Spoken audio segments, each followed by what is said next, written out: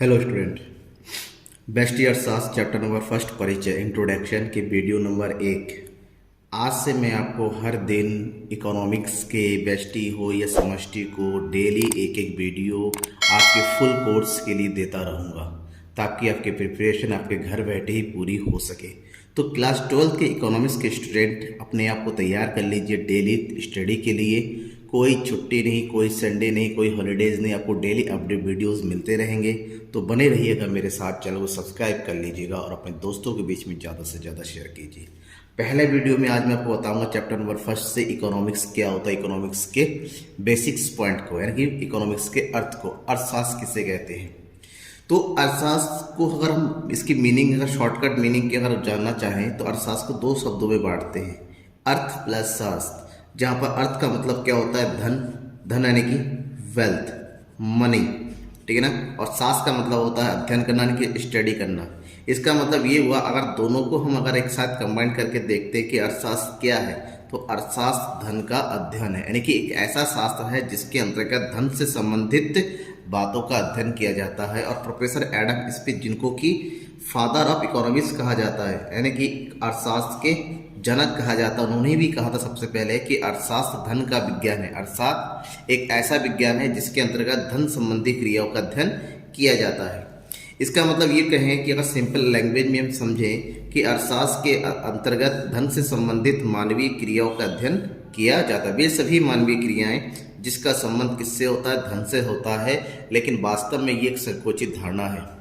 अर्थशास्त्र आज के समय में इससे बहुत ज़्यादा बढ़ गया है। इसी को हम जो है बृहद रूप से, यानी कि विस्तृत रूप से अगर अध्ययन करना चाहें तो अर्थशास्त्र के अर्थ को हम इस तरह से जान सकते हैं कि अर्थशास्त्र सामाजिक विज्ञान की वह शाखा है जिसके अंतर्गत उन क्रियाओं का अध्ययन किया जाता है जिसका संबंध सीमित साधनों के द्वारा असीमित मानवीय आवश्यकताओं की पूर्ति से होता है। मतलब क्या है, ये सामाजिक विज्ञान का एक शाखा है जिसके अंतर्गत ऐसी क्रियाओं का, यूं कि मानवीय क्रियाओं का अध्ययन किया जाता है जिसका संबंध सीमित साधनों के माध्यम से मानव की असीमित आवश्यकताओं की पूर्ति के लिए जाता है। हम सबको पता है कि मनुष्य की जो आवश्यकता है वो असीमित होती है, वो कभी खत्म नहीं होती है, किंतु उन आवश्यकताओं को पूरा करने के लिए उनके पास जो साधन है वो क्या है, सीमित है। तो सीमित साधनों से हमें ऐसी क्रियाएं करनी पड़ती है ताकि हमारी मैक्सिमम आवश्यकताओं की पूर्ति हो सके। इसीलिए जो भी क्रियाएं होती है उस क्रियाओं से संबंधित जो कुछ भी अध्ययन हम करेंगे उसी को हम जो है अर्थशास्त्र कहते हैं। अब बात ये आती है आर्थिक क्रियाएं क्यों, क्योंकि अर्थशास्त्र में अर्थ से संबंधित क्रियाओं का अध्ययन होता है। अभी मैंने पढ़ाया आपको कि धन से संबंधित क्रियाओं का अध्ययन होता है। तो ऐसे में धन से संबंधित क्रियाएं कौन कौन सी होती है, जिसको बोलते हैं आर्थिक क्रियाएं, इकोनॉमिक एक्टिविटीज। अब इकोनॉमिक एक्टिविटी मतलब नॉर्मल अगर हम जाने आसान भाषा में, धन से संबंधित क्रियाओं को आर्थिक क्रियाएं कहते हैं। ऐसी सभी क्रियाएं जिसका संबंध किससे होता है, धन से होता है। धन से संबंधित क्रियाओं को आर्थिक क्रिया कहते हैं, या फिर ये सभी क्रियाएं जिनसे आय का सृजन होता है। लेकिन वास्तव में अर्थव्यवस्था के अंतर्गत आर्थिक क्रियाएं केवल और केवल धन से सृजित होने वाली क्रियाएं ही नहीं होती हैं। प्रत्यक्ष रूप से या अप्रत्यक्ष रूप से ऐसी क्रियाएं भी होती हैं जिसका संबंध आय से प्रत्यक्ष रूप से ना होते हुए भी आय का सृजन कहीं ना कहीं हो जाता है, ठीक है ना। यानी कि समस्त क्रियाएं जो है प्रत्यक्ष रूप से हो चाहे अप्रत्यक्ष रूप से हो, जिसका संबंध अर्थ से हो, आर्थिक क्रियाओं से हो, उसे आर्थिक क्रियाएं कहते हैं। इसको हज अगर आप बृहद रूप से समझें और थोड़ा विस्तृत अर्थ में समझें तो आर्थिक क्रिया को अर्थ को यूँ समझ सकते हैं कि वे सभी क्रियाएं जिसका संबंध आवश्यकताओं की संतुष्टि के लिए सीमित साधनों के उपयोग से है, उसको आर्थिक क्रिया कहते हैं। फॉर एग्जाम्पल भोजन करना। अब बात आती है भोजन करने से आय का सृजन तो होता नहीं है, क्योंकि भोजन हमें पैसों से ही मिलता है, धन से ही खरीद सकते हैं, तो ये आर्थिक क्रिया है। कपड़े पहनना आर्थिक क्रिया है, क्योंकि कपड़े बिना पैसों के नहीं आते। वे सभी क्रियाएं जिससे हमारी आवश्यकता की संतुष्टि होती हैं, उन क्रियाओं को हम आर्थिक क्रिया कहते हैं। क्योंकि भोजन करने से आवश्यकता की संतुष्टि मिलती है, कपड़े पहनने से आवश्यकता की संतुष्टि मिलती है, तो ये सभी क्या होगी, आपकी आर्थिक क्रिया है। और कहीं पर जॉब करना हो गया, ये तो आर्थिक क्रिया है, क्योंकि इससे आपको पैसे का सृजन होगा। आप दुकानदारी करते हैं, ये आपकी आर्थिक क्रिया हो गई, ठीक है ना। ये सब आर्थिक क्रिया है। क्यों, क्योंकि इसका संबंध किससे होता है, धन से होता है। लेकिन इसका धन से ना होते हुए भी, प्रत्यक्ष रूप से ना होते, अप्रत्यक्ष रूप से बिना धन के कपड़े आएगा नहीं, सो ये सब क्रियाएं आर्थिक क्रिया होंगी। अब जो इम्पोर्टेंट पॉइंट आपको समझना है, आर्थिक क्रियाओं के प्रकार। कितनी प्रकार की आर्थिक क्रियाएं होती हैं?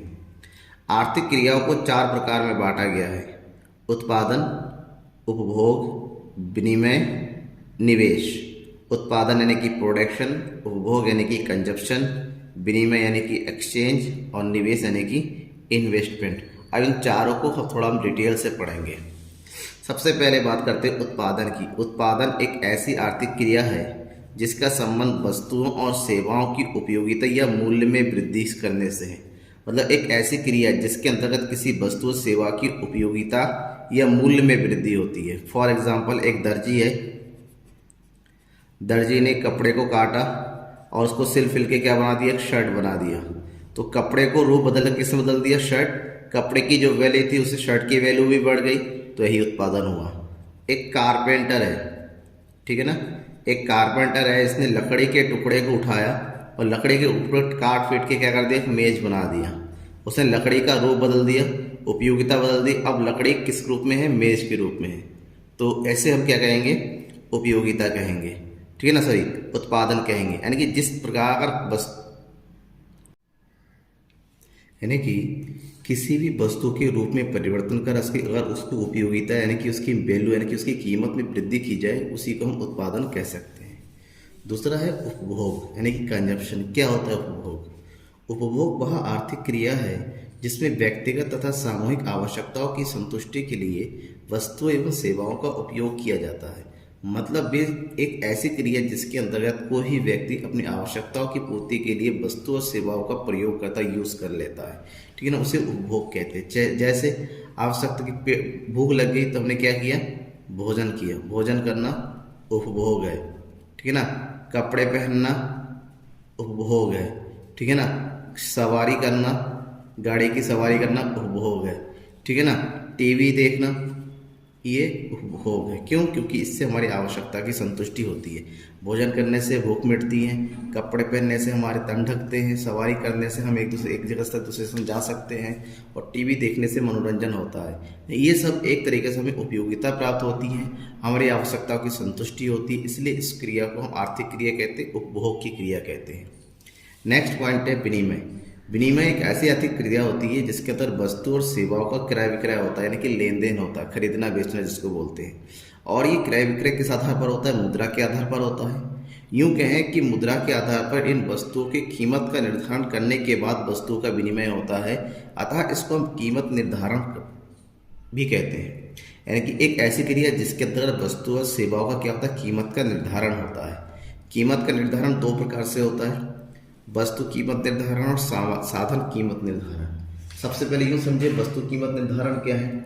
वस्तु कीमत निर्धारण ऐसे है जिसके अंदर वस्तुओं की कीमत का निर्धारण होता है, और वस्तु की कीमत का निर्धारण पूर्ण प्रतियोगिता बाजार के अंतर्गत भी होता है, एकाधिकार के अंतर्गत भी हो सकता है, और अपूर्ण प्रतियोगिता के अंतर्गत भी होता है। जिस विधि से भी हो सकता है कीमत का निर्धारण होता है, जिसको वस्तु कीमत निर्धारण कहते हैं, और जिस आधार पर वस्तुओं का क्रय विक्रय होता है। दूसरा होता है साधन।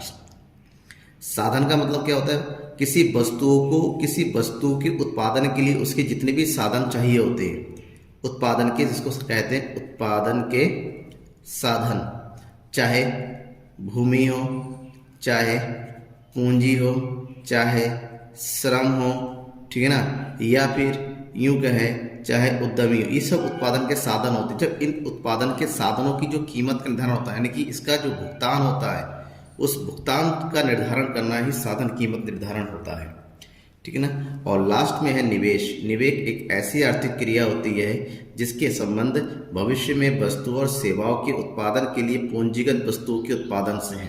यानी कि भविष्य में हम वस्तुओं का सेवा का उत्पादन करना चाहते हैं, इसके लिए हमें पहले क्या करना होता है? पूंजीगत वस्तुओं पर व्यय करना होता है। यानी कि एक ऐसा व्यय होता है, ठीक है ना, एक ऐसा व्यय जो भविष्य के उत्पादन के लिए किया जाता है, इसको हम क्या कहेंगे? निवेश कहेंगे। जैसे एग्जाम्पल के लिए हमने क्या कर लिया? मशीन खरीदा, ठीक है ना, और मशीन खरीदा तो मशीन में पैसा लगा दिया। क्यों? क्योंकि मशीन से आगे जाके उत्पादन क्रिया पूर्ण होगी। मशीन खरीदा, या फिर हम यूँ कहें कि बड़ी गाड़ी खरीदी, ट्रक खरीद लिया, ट्रैक्टर खरीद लिया, तो ये सब चीज़ें हमारी क्या कहलाती है? निवेश कहती है, क्योंकि इसके माध्यम से भविष्य में हम वस्तुओं का सेवा का उत्पादन कर सकते हैं। Thank you.